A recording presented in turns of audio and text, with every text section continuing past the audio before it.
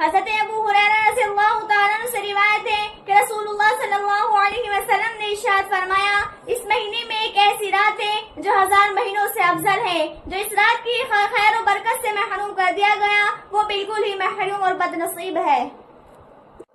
حضرت ابو ہریرہ رضی اللہ تعالیٰ عنہ سے روایت ہے کہ رسول اللہ صلی اللہ علیہ وسلم نے فرمایا، جس شخص نے بحالت ایمان شب قدر میں عبادت کی اس کے سابقہ گناہ بخش دیے جاتے ہیں، اور جس نے ایمان کی حالت میں ثواب کی نیت سے رمضان المبارک کے روزے رکھے اس کے پچھلے گناہ معاف کر دیے جاتے ہیں۔